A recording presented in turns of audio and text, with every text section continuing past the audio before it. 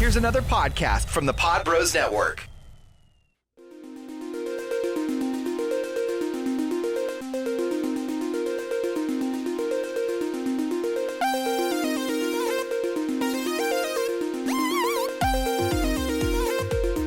Hey, welcome back, everyone, to another episode of the Jean Pod Van Damme Cast. It is Jeff and John in studio, and today we are taking on Street Fighter: The Legend of Chun-Li. So, this is kind of controversial in a weird way. Not like, oh my gosh, what do you mean? There's controversy around this? No. It depends on who you talk to. Is this really a sequel to Street Fighter? In some sense, kinda. You could call it a soft reboot. Yeah, but it's not really. Like, I believe Wikipedia says it's not. It's its own thing. And so we went back and forth. The only reason why we decided to include it is we heard a rumor, and maybe it's in the trivia, I don't know. We heard that Van Damme was asked to do a cameo as Guile in it. And so that kind of spawned. Good enough. Yep, right? So that kind of spawned. We talked about it kind of off air if we really want to do any other sequels, but there's really no actual official sequels to Street Fighter the movie. No. Street Fighter 2, the animated series, actually came out around the same time, and they weren't supposed to coincide with one another. Yeah. And then there's the live action series that happened too later on. There's a couple of them, but those... There's the web one I knew about. Mm-hmm. But those don't have anything to do with the Street Fighter the movie, just Street Fighter lore. And so we decided, you know what, we'll do Street Fighter: The Legend of Chun-Li, this 2009 PG-13 1 hour and 36-minute action crime thriller, but that's kind of, we'll leave it at that. We won't review. That's where we draw the line. Yeah. The plot summary is: when a teenager, Chun-Li, witnesses the kidnapping of her father by wealthy crime lord M. Bison. Oh, this is bad. Sorry, Paul Richard. When a teenager, Chun-Li witnesses the kidnapping of her father by wealthy crime lord M. Bison, period. When she grows up, she goes into a quest for vengeance and becomes the famous crime fighter of the Street Fighter universe. It's like he missed a whole sentence in between there. Oh, he gave a different... Oh, man, this is hilarious. He gave two. Ooh. Was one with better grammar? Chun-Li lives a calm life with her father when one day the local mobster Bison kidnaps her father. After her mother's death, she embarks into a quest to rescue her kidnapped father from the clutches of powerful criminal lord Bison. I'd say that's a lot better than your first time around. Way to improve. Yep. I usually don't give the ratings at IMDb, but I have to on this one, a 3.7. Kristen Kruick played Chun-Li. She is known for Eurotrip as Fiona, Smallville as Lana Lang. She's the Smallville female cast member that didn't get involved in a human trafficking cult. Yes, yep.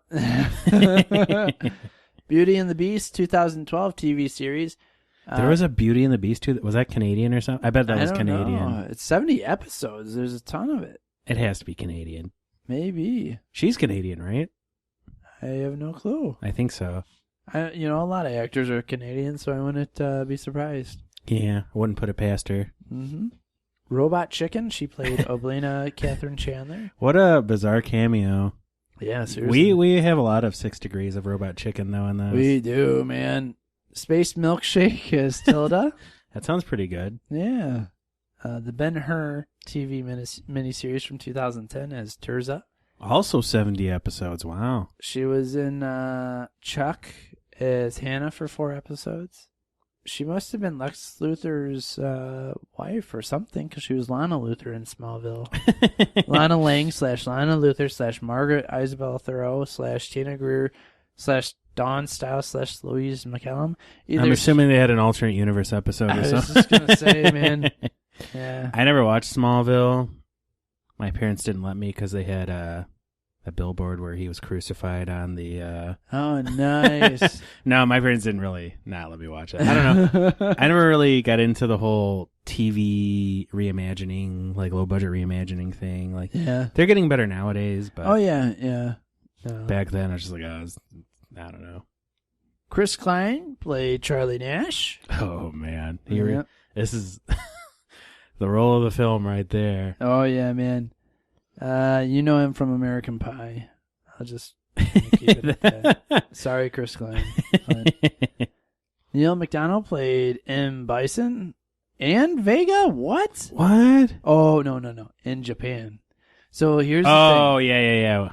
For Right? for You those know not this. in the know. Yeah, I'm sure you already know this, and I'm sorry if I'm repeating what you already know, but in America, Bison, Balrog, and Vega got all switched around because, well, M. Bison was Balrog, the boxer, because of Mike Tyson, and they were like, well, we don't want to get in trouble, so let's switch things around. And so they had those three characters, things got switched around. That's so strange. Like, why wouldn't they just change his name instead of changing I know the whole three? And then, Yeah. even if you're going to switch characters' names, why switch 3 Yeah, instead I know. of You could 2? just 2. I don't know. So yeah, that's how it went. So there you go. Oh man, I had no clue that this was okay. So Neil McDonough played Bison. He is in Minority Report as Fletcher. He was Dum Dum Dugan in Captain America. What? What? I knew he Holy looked familiar. shit. Wow. Wow, man. Timeline Frank Gordon. I had to time myself so we didn't say wow at the same time. Okay. And He's a Dum Dude. He was good as Dum Dum, yeah, too. he was, man. He was in DC's Legends of Tomorrow as Damian How Dark. many fandoms does he have his toe man, dipped seriously. in, man? Game Over, man, that Netflix exclusive, which I'm pretty sure we mentioned before, is Conrad. Another Netflix 1922 is Harlan Cottery. Arrow, he was the same. Marvel, Flash. DC, and Capcom. Call of Duty, Black Ops, the game. Robin Shaw played Jen, who I was. Oh, we know trying- who that is. Yeah, you know who that is. You knew right away. Yeah, Liu Kang, man. That's what I loved about this film. Yeah, yep. I was glad to see him. That and his cheesy 5 o'clock shadow Ooh, mustache, yeah, man. dude. What was up with that? I don't know. Moon Bloodgood played Detective Maya Sunny. Moon Bloodgood. Yeah, you see her name, and it's a name that really sticks with you. Wow. Is she like Native American or something? Am I being racist in asking that? Is she racist if she's not Native American? Is what it gets down to. She was in Terminator Salvation as Blair Williams, Faster as Marina, the Fast and Furious series, 8 Below as Katie. Good on her. Was that the one about the sled dogs? Sled dogs, yes. They fought a leopard seal. Yes. An animatronic leopard seal. That's kind of it with stuff that I think. Oh, she was Uriel in Darksiders, the video game. If you Another video game. yeah, Oops, jeez. Capcom tie-in. Seriously. Josie Ho played Katana. Taboo played Vega / Balrog. Taboo's just his name. Oh shit, that's the dude from fucking She's is that Black Eyed Peas? yeah, it's the dude from Black Eyed Peas. Oh my god. I knew there was something about this movie that I could Oh man, that's awesome. this movie really funked with my heart on that one.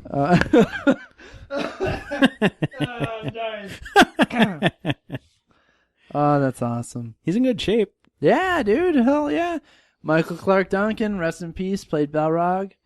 And I think that'll be it. Dude, I miss him every day. He had such seriously magnetic screen presence. Oh, dude, he just you were just he did, drawn man. to him, and not just because of his size, but like his just acting, his acting, and that resonant voice, and they call me John Coffee. Like the drink, except spelt different.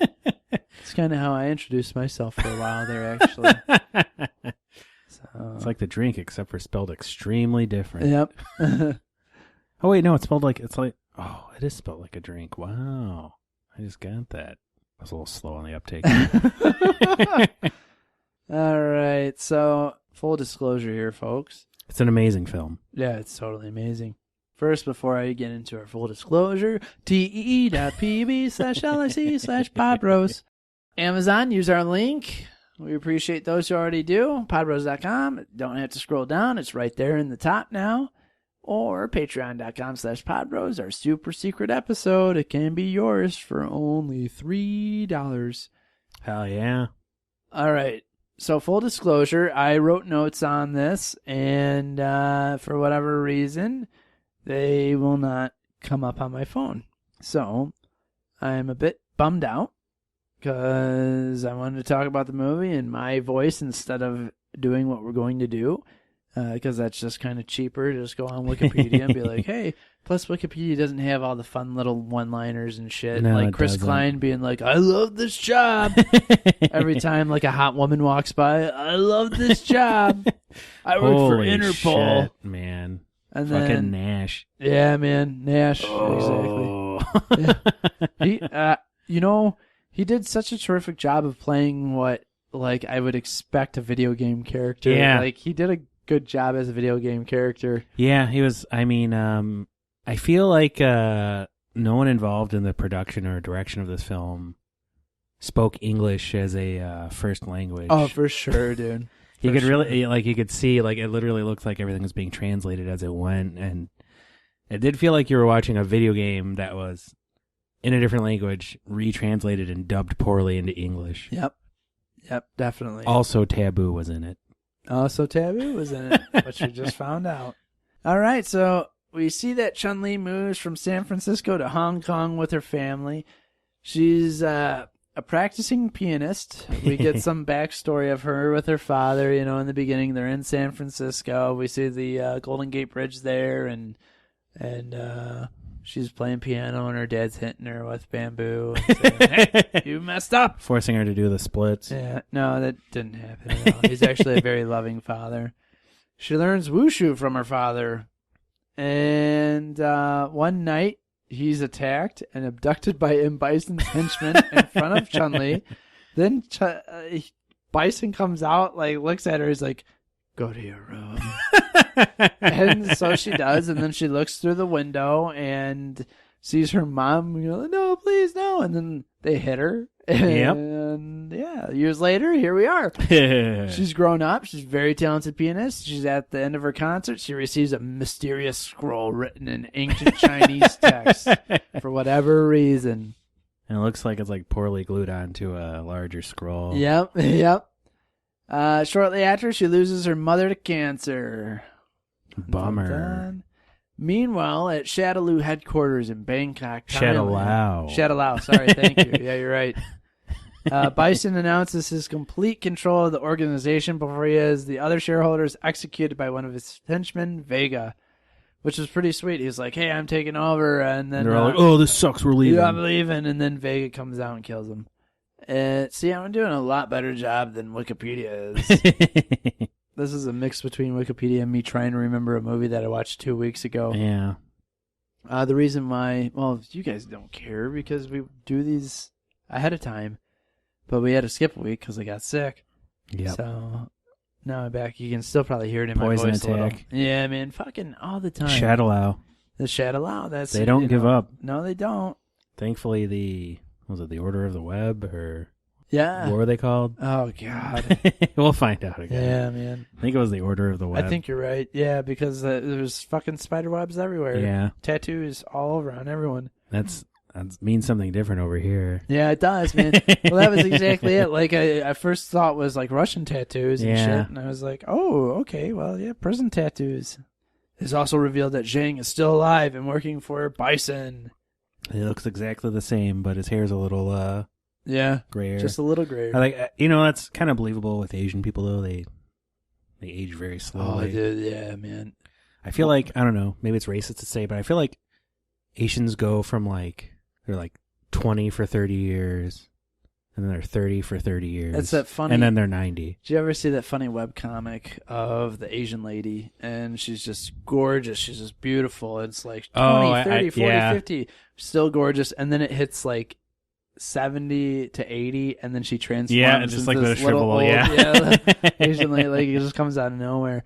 Yeah, what's that term called? I think it's like positive racism or some shit. Or it's just like where it's still racism, even though it's like a positive stereotype of reverse racism. Is that? I think it's called reverse racism. And well, I mean, where it's like a stereotype that's a positive thing, like Asians are good at math, or right, yeah, black people are all good athletes, or yeah, right, yeah. White people age like shit, though, man. I mean, let's be well, really like- honest. There's only a few white people that look good throughout their life. I mean, It's true. us, Sean Connery, us. yeah, That's about it. that's it. That's it. Exactly. I mean, have you seen Kid Rock lately? Oh man, if you're from our area, he looks like your uncle at Christmas that you don't Yeah. want to see. And not Uncle Cracker Uncle either. Uncle Bob. Oh, fuck. Here comes old racist Uncle Yeah, Bob. I know we're talking Here comes- about reverse racism. Racist Uncle Bob. Yeah. So anyway, the next day, Royal Thai Police Detective Maya Sunny meets Interpol agent Charlie Nash, when both are called to man. investigate the murder of several crime syndicate families in Bangkok. What a match made in heaven Oh, these dude. two are. They have the chemistry of like two porn star actors. Yep. It's- Oh, very much so, man. They do a terrific job of making this. It seriously is, dude. It's like every fucking video game movie that came out in the 2000s. Yeah. It's just like ridiculous. You're right. That English was not the person's first language. I mean, and it's stereotypes. It's just like, this is what I think English people say all the time. they got us there. Yeah, that's true too, man. I love this job. Nash informs Maya that the Shandalao perpetrated these crimes. Back in Hong Kong, an elderly woman translates Chun's Lee scroll and tells her to travel to Bangkok and find a man named Jen. Okay, so the plot summary, I'm really sorry, man. I wish I had my notes here. Because Chun-Li gets out of her concert. She talks with her friend. She gets the scroll. She's leaving. She gets on like the subway system. There's a dude getting the shit kicked out of him by some kids, and she goes up and she like checks on him, sees the tattoo. It's like So- on the web of his hand. Yeah, yep. And so she's in Thailand for whatever reason. She fucking decides that she needs to start from the bottom again. Yeah. Well, she never started from the bottom to begin with, but she needs to start from the bottom to build up herself or something to find her father. So she's in Thailand and she's like fucking living on the streets. She's like doing and like shit. the stereotypical thing that like white people do when they go to Thailand and go Oh, backpacking. dude, yep, yeah. It was Like, very- yeah. just like, so. You know, she's like sleeping on the wall at this very, open market. It's like bullshit. Yeah. man. You would So- get abducted. So, Oh, well, dude. she does know the spinning bird kick. Though, Yeah, that's so. true. And she has a spinning bird pendant. Yeah, where she got the inspiration her from father. the- yep. Yeah, her father. That's where That's she got right. the inspiration. That's right. This is going to be the best, worst episode of Jean Todd Van Damme cast that you heard, because we're going to keep going back. Oh, yeah, I forgot about that. There was that, too. You'll just re-edit it all perfectly. Oh, I'm yeah. sure. My timeline was shit that I've been doing. So she ends up walking down the market when another dude, I don't know if it was the same one, it looked like the same one, he's sweeping in the market and he gets in her way, pushing her into the shop, where she then finds, she has this lady to translate this old Chinese ancient scroll text. And then all of a sudden she fights a bunch of gangsters after they're beating up some homeless person. And she exhausted herself into unconsciousness. Yeah. And then someone I grabs guess her, because she was picks her up. starved or something. Who knows? Yeah, and he brings her, and it's Jen. Jen informs her that he was once comrades with Bison, and he knows how to find her father. And for the next few days, he teaches her his style of martial arts. Oh man. And Chun-Li learns more about Bison, his family was Irish missionaries. Yeah. He has the then most they- bizarre, convoluted storyline. Yeah, Like, they got this is like something out of a sick. comic book. It's something like a video game. Yeah. They got sick and died or whatever, so he gets put into an orphanage in Thailand instead of shipping him back to Ireland. With his to relatives. next of kin, Yeah. And he becomes this street kid who basically is intimidating. And beats the fuck out of fishermen and Yeah, steals their fish. Yeah, exactly. So he makes his Big way Irish up. goon. Yeah. No offense to our Irish fans. Yep, exactly. Which, yeah. So none of it makes sense. So then No. Bison has been moving around. So Chris Klein's been following Bison everywhere, and he can't fucking catch him. And then he comes back to Thailand to basically buy the slums up, rip them up, and then resell them once. Out of sentimental value? Yeah, that's exactly it. He's like, oh, I'm back home so that I can destroy it so that I can make more money on it. Which actually, I mean, like, it just sounds like gentrification to I was me. just going to say, dude, it's basically the evil a very- gentrificator. Yep. Gentrifier? Yeah, the gentrifier. So that's the Jack Kirby character right there. Oh no, Just it's gotta the add gentrifier. Add some Kirby dots to him. Yep. You're, good to You got go. him. So Chun-Li is spying on Balrog, and she overhears that a property owner is asked to hand over the rights to a docking harbor, allowing the shipment of the White Rose. So we're trying to figure out what the White Rose is this whole time. And the big mystery. Basically, do we explain how M. Bison became so evil? His magic ritual? I was just about to bring it up. Yeah.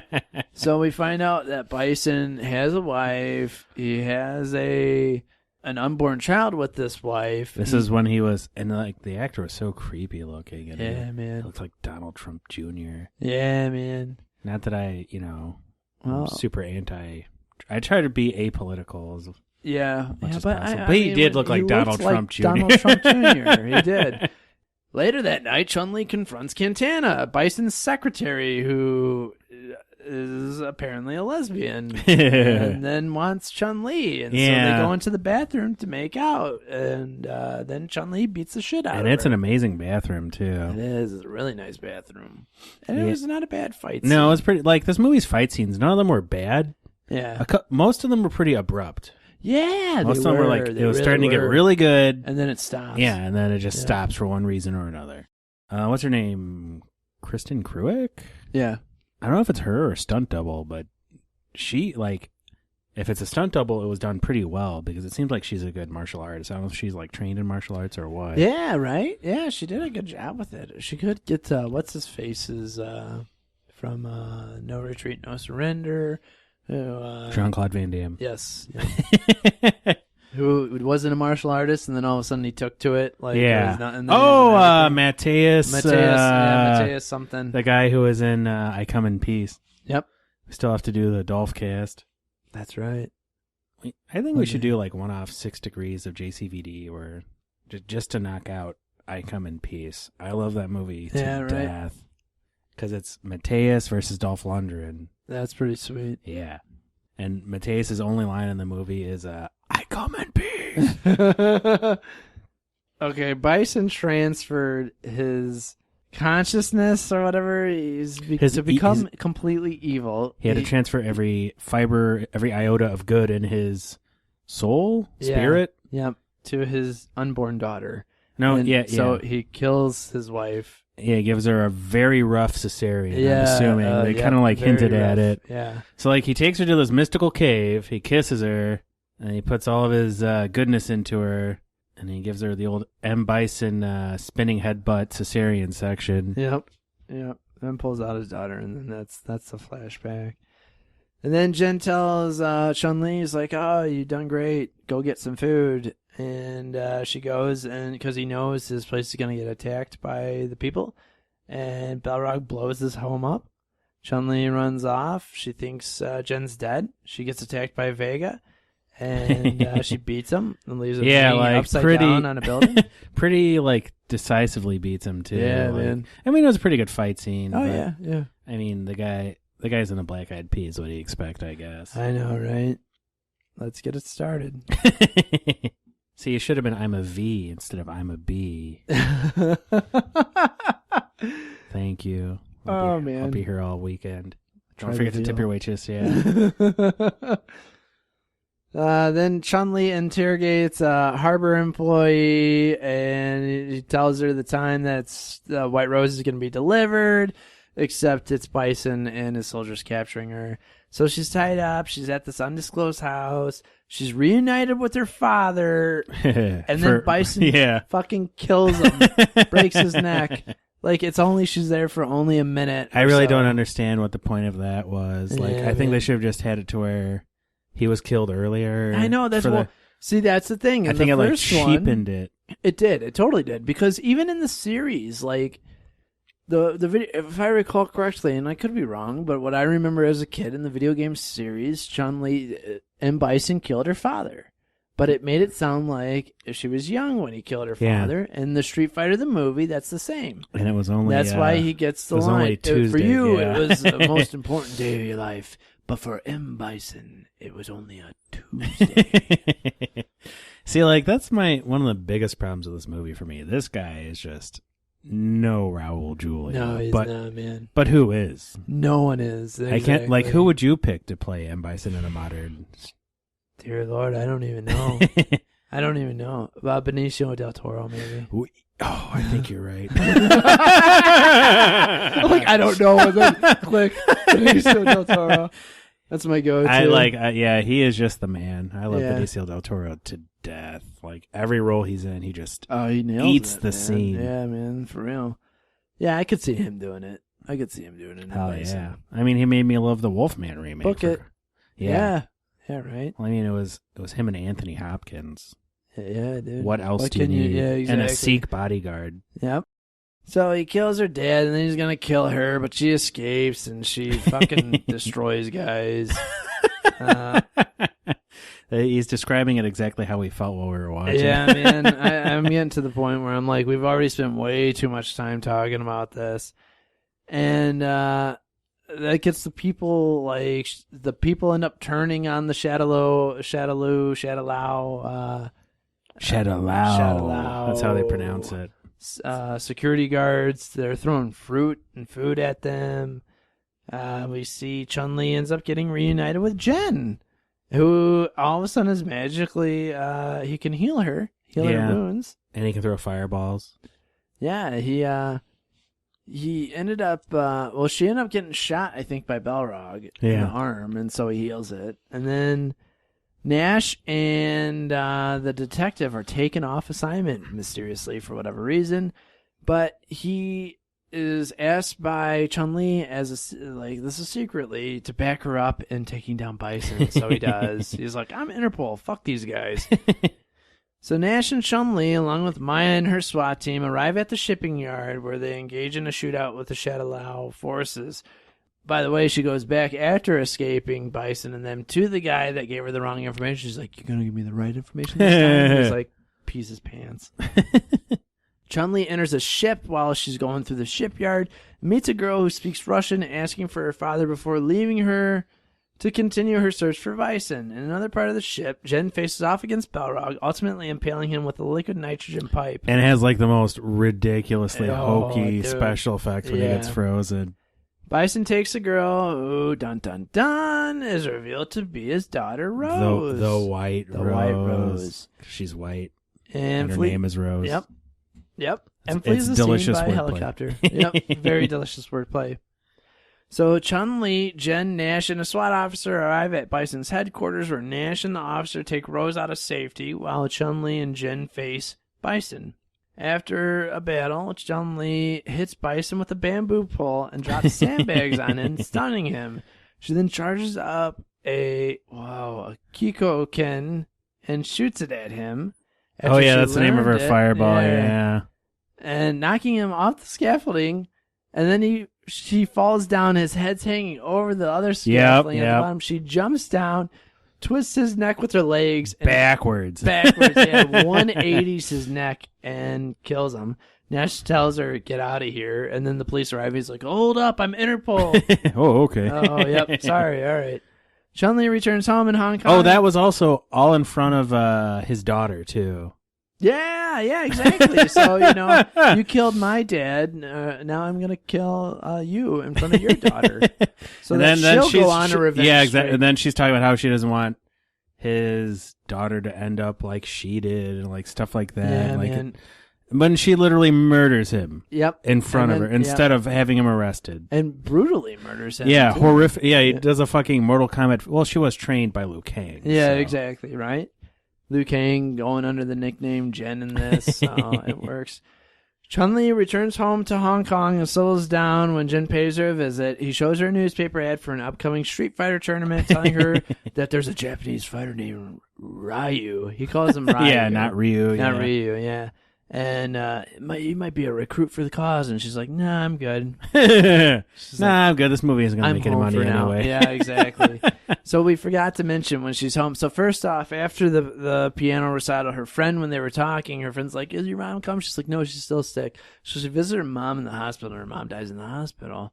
So, like, her mom dies never knowing if her husband's alive or not. Yep. So then we had one scene where this is where she realizes she has to lose everything to find her father.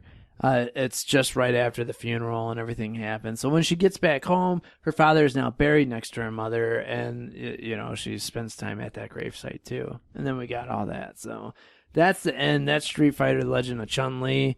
That's... All right, man. So... Go ahead, tell me something. Well, I didn't even do the tagline for this, if there is one. The tagline, some fight for power, some fight for us. It's all right. Some fight for themselves. Yep. Really? She didn't really fight for us. I mean, it was pretty much a quest for revenge from start to finish. Yeah, it was. It was. It was. It was kind of a whim more than anything. Yeah, like, right? Oh, I got a map. You know what? I'm going to do this now. This ancient Chinese scroll, I'm going to go to Thailand. You know, if someone showed up with an ancient Chinese scroll for me, I'd probably be like... And if I was, like, rich as fuck, too. And I was, like, a master of martial arts. So I guess it was kind of... The way was kind of paved for her to go on a quest for revenge. Okay, someone shows up with an ancient Chinese scroll right now without you being any of these things. What do you do? If all the expenses are paid... Are you paying for this? 'Cause Yeah, I'm not fucking going. yeah. Do you know how much a plane ticket is? That's a fucking 14-hour flight, man. Yeah, man. Yeah. Man. So, what are your thoughts about this? I mean, it was entertaining. Oh, yeah. Yeah, it was. I give it that. It was entertaining for what it was. If this wasn't called Street Fighter and this wasn't Chun-Li and this was its own thing, I think I would be speaking a different tone about it. Yeah, even though I'd still higher. have the same... Yeah. You know, I'd be like, we'd make the same joke about it, the English not being the first language of the person who wrote this. Yeah. Because, I mean, it really does play off like that. But I probably wouldn't hate it as much as I do.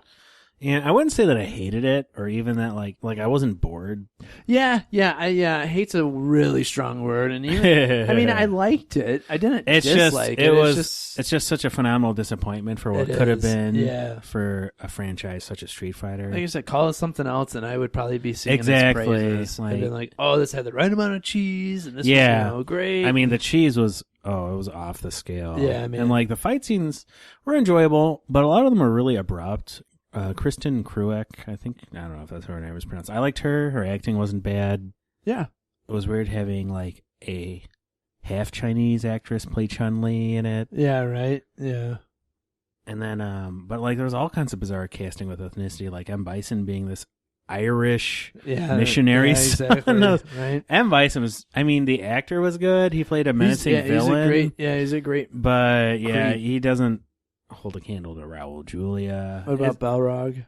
Oh, well, fuck, man. I loved Balrog. I know, man, seriously. But he wasn't really Balrog at all. He wasn't. Like, he never wore boxing gloves or even, like, MMA gloves or anything like that. I know, right? No. He was just hired muscle. Yeah, he was just shooting. He wasn't using his fists very much. No, yeah. Well, I mean, in the beginning, when he did do a fight scene, it was portrayed well. Yeah, with Jen, he did that good fight scene. Like, he didn't sell anything, and he had to use a pipe full of, like, liquid nitrogen or whatever the fuck it was. Yeah, that's right. Yeah. But I don't know. I mean, it was an entertaining film. It was cheesy and really, like you said, if it didn't have the Street Fighter moniker attached to it, I would have enjoyed it a lot more. I'd probably give it 6 splits out of 10. Oh, nice. And it's a little bit below you, man. I give it a 5 out of 10, just because of the Street Fighter thing. I don't like I said, the whole Chun-Li, like, this would have been a lot cooler if they kind of stuck with the original script of, like, Chun-Li's father getting fucking taken out because, you know, he's fighting for his family in his village or whatever. Yeah. And Bison just came in and destroyed him. And I know you want to try to bring it up to date now, but it's just kind of like... It didn't work very well. It didn't work. And, obviously it didn't work. It didn't make jack shit. Oh, dude, it was... I don't know if it made money abroad, but it did not over here. I don't know. Yeah, man. It sunk bad over here. So, yeah, I give it a 5 out of 10. Not bad, but it wasn't like... It's not derailed. By far not derailed, but it really, I don't know, it could have been something more, and it wasn't. Taboo being in it was a nice touch. Yeah, that's crazy. You know, man. I didn't even realize that I wasn't a legitimate actor, so kudos to him. Seriously? Of course, he only had like 2 lines, like, you bitch. And, right, yeah. But, I mean, the cast in this is really surprising, too, because it's like, You had a decent cast in Yeah. this. Well, it had Liu Kang in it. Yeah, man. And I mean, of Beverly Hills Ninja fame. yeah, Beverly Hills Ninja. That's right. See, I'd much rather watch Beverly Hills Ninja than Oh, this. hell yeah, dude. Yeah. It's been too long. All right, so let's get into some trivia here. Not a lot, but there's a good amount. Back in 2003, Jean-Claude Van Damme was working on a sequel to the original Street Fighter movie titled Street Fighter II for Universal. Several cast members had been hired to join him in the sequel, including his Universal Soldiers co-star Dolph Lundgren in an unrevealed role. Australian actress Holly Valance would have replaced Kylie Minogue as Cammy White, and Damien Chapa would have reprised his role as Ken Masters. Byron Mann was also reportedly in talks to return as Ryu Hoshi, who, Wow. however, after a few years of trying to get the sequel off the ground, the project never materialized, and any plans for a sequel were scrapped in favor of this movie. So there was no direct connection. Yep. According to an online interview with MTV, Jean-Claude Van Damme was originally offered the chance of reprising his role as Guile for this film. He would have been the only original cast member from the original film to return, but Van Damme turned down the offer. So, there we go, the soft reboot. Yep. Right? In the video games, Vega is Spanish. In this film, Vega is Native American because Taboo is Mexican and Native American. In the video games, Vega wears a mask to protect his beauty. In this film, he wears it to hide his face. Oh. Huh. I didn't catch any of that. I didn't catch that either because, like, when he took the mask off and she, like, Kicked busted him up in his the face, She called her a bitch. Yeah. Yeah. I don't know. Maybe that's something that was just in the script that didn't translate, or Someone's trivia just being really mean to Taboo, saying he's ugly. Oh, well. A potential sequel with Ryu and Ken was planned, but was canceled due to the poor box office performance of this film. Yeah, no kidding. Yeah. First Street Fighter film, either live or animated, to not feature Ryu and Ken in the characters cast. However, Ryu is mentioned at the end of the film as a formidable Japanese fighter entering a tournament. Robin Sho, who plays Jin, is the only actor in the cast who has previously featured in other movies based on a video game. He played Liu Kang in Mortal Kombat and Mortal Kombat Annihilation, as well as having a cameo role in DOA, Dead or Alive. I didn't know that. Yeah. Did you ever see Dead or Alive? Well, no, so that might explain. Was that the one that Kevin Nash Kevin was Nash in? is in it. Yeah, he plays the dad and gets his ass kicked. Both Taboo and Michael Clark Duncan are fans of the Street Fighter game. Well, who the fuck ain't? I know, right? Seriously. Chun-Li literally means spring beauty in Chinese. Wow. Most of the backstory setting up the alliance between Chun-Li and Nash can be found in the deleted scenes on the DVD. We'll have to check that out. This film marks the second time that the character Vega was portrayed by an actor of Native American and Latin ethnicity. Taboo, who portrays Vega for this film, is Mexican and Native American. In the 1994 film Street Fighter, the Spanish Vega was portrayed by Jay Tavare, who is White Mountain Apache in Latin. Wow. Maya is based off Sea Viper from Street Fighter 4 video games. Okay. Why didn't you just call her that? Yeah, really. She didn't really seem anything like Sea Viper, so I guess not. Yeah. M. Bison's daughter is based off Rose from the Alpha series. However, she speaks Russian, which contrasts with the games, where she is Italian and she is not M. Bison's daughter. What? So I guess that was something in the script that was later changed and changed and changed. Yeah, I'm sure. She was based on this character, except for she resembles the character in no way, shape, or form. Yep. Rick Yoon was originally cast as Jen, but he was replaced by Robin Sho. Okay. Same idea. M. Bison's alternate name for Shadow Lao was the Shadow Empire, like in the video games. Crates throughout Bangkok's industrial area were labeled TOEI, Toei. That was the Japanese animation group of American action hits such as G.I. Joe, Real American Hero.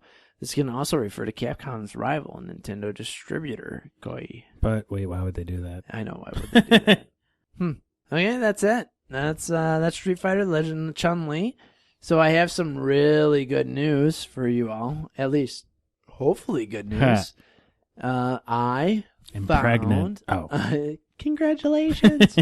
I found Universal Soldier 2 and 3 on the same DVD for very, very cheap. Yes. So guess what's sitting in my house right now? A gun. Yes. that DVD. So hopefully, cross our fingers, it works and it's not another European DVD like Time Cop. NTSC one, yeah. Yeah, so we'll see. I mean, we should probably just invest in an NTSC DVD I know, player man, at this point, yeah. really. they're probably pretty cheap. Yeah, right? I wonder if an NTSC like PS2 would probably be like super cheap. Maybe. I don't know. I was using your noggin. Yep. So yeah, well, that's going to be up next. I had already watched Universal Soldier 2 on YouTube. That's on YouTube, but it's broken up in parts. I'm really looking forward to number 3. So we're going to do those. And then, gosh, let's throw some of our business out there right now. Let's get serious here for a second, because really we're grasping at straws at this point. So this is what we have left with the Van Damme sequels and prequels. We have Universal Soldier 2 and 3, which we're going to do now because I found a legitimate thing, a DVD of it. Oh, yeah. And we're not talking about the ones that we already reviewed. We are talking about the ones that were like on the Sci-Fi Channel that came out right after the first one and right between the 1998-99 one. Such a bizarre so scenario. You get retconned. Yep. We'll possibly try to do that mockbuster at Universal Soldiers if we can find it. So no promises there, but we're going to try to, just because it kind of falls within the same line. We had the Bouncer when that comes out. We have his new movies when they come out. And he really, he announced another one recently, didn't he? I think so, yeah. Yeah, so we'll see how that goes. We have the reality series, which if you're listening to this and you can find us a copy of that and whatnot, please let us know. Dammecast on Twitter, jpvdammecast@gmail.com, thebros@podbros.com. If you can find us a copy of that does not cost an arm and a leg, please let us know. We're trying to find that so that we can review that. Movies that are not made yet that have been announced. Kickboxer Armageddon. Out of the new series. Oh, We yeah. watched the first two and reviewed those. Lionheart 2, The Quest 2, and the one that we'll never get to see, Cyborg Nemesis, which is unfortunate. Yeah. But who knows? Maybe. Cross your fingers. A Lionheart We'll see. 2, though. And the Quest 2. Very interested to see how those go. Quest 2, the Quests. The Quest harder. Quest with a vengeance. So then we get into... Basically, if we want to go into the cyborg realm, like Albert Pujo's realm, which is really weird. When you call it the cyborg realm, you already have my interest. I know, right? I know. We had talked about this off air a little bit. So Albert Pujol made these other films that are kind of within the cyborg, like they're within that universe, but they're not really sequels. The EU, the cyborg EU, the CEU, right? The CEU, yeah. There's Knights. KNIGHTS, and Omega Doom. Which are amazing names for films. I know, right? So we may or may not do those. If we get desperate. Yeah, well, I mean, this is it, yeah. right? So this is really it. I mean, so let's be honest. We're coming up on pretty much the tail end of Jean-Claude Van Damme cast. Yeah, until, it's been a great ride. It has. It's been an absolutely great ride. I can't believe we've gone pretty much consecutively for the most part. You know, there's been some screw-ups here and there. Unfortunately, I apologize. A few weeks ago, I had posted it, but I accidentally did not click Jean-Claude Van Damme cast as the series to post it to. And so it was just on Podbros. So if you don't go to Podbros, you would have never found it. And then I was like, oh, crap. So I posted it. And then we missed a week because I totally forgot because my work's been absolutely crazy. So I forgot to edit. So it's been a great run, though. We're close to 100 episodes. Amazing. I don't know what episode this is going to be. I think this is 96 when we talk about it. So who knows? Maybe we do push those. We do those Albert Pujol Expanded Universe so that we can get closer to episode 100. I would literally like to get 100. I would too. Seriously. A centrology. And I'll be honest, I think I might actually start, like, not stalking level, but try to see if we can get an interview with Van Damme. Yes. I might actually try. If I can be like, look, we have reviewed everything that you have ever done. Yes. Ever done. Or We've anything that you've even touched. Yeah. So I mean, that's my next goal. I And figure guess, like maybe if we like threaten him, oh like yeah, use that'll really threatening work. language, Yeah. he'll come in and kick our asses. Oh, don't even like, what are you talking about? We're like, oh no, I can do the splits, no problem. But I won't for you. And I go, you tease. son of a bitch. I heard what you said about the low-hanging fruit on your last episode. So no, I don't know, man. Where do we go from here? Well, I'll tell you where we go from here. So we had seriously been talking about this. I mean, we are looking at doing 6 Degrees of Van Damme. We have been talking about this for a while. Lee actually mentioned something similar to me too, saying, hey, once you're all done with this, you should really start looking into some of these other ones where famous actors are part. You know, like kind of our Van Damme Expanded Universe, where we see actors that were in Van Damme movies together in other movies. I have to do a little bit of digging, a little bit of research on that. We'll see if we'll end up doing something like that. We might call it, the 6 Degrees of Van Damme or whatever. We'll see how that goes. That might happen. I'm really looking forward to us. Honestly, I'm looking forward to us. I came up with, we want to do the Nicolas Cage. Yes, Rage in a Cage. Rage in the cast. Cage. And we are going to do that. So we're very happy about that. So if you like Nicolas Cage, be on the lookout in 2019. What was your Kurt Russell? And yeah, I know. Look at us doing our fucking expanding our Pod Bros universe here. Every day I'm rustling.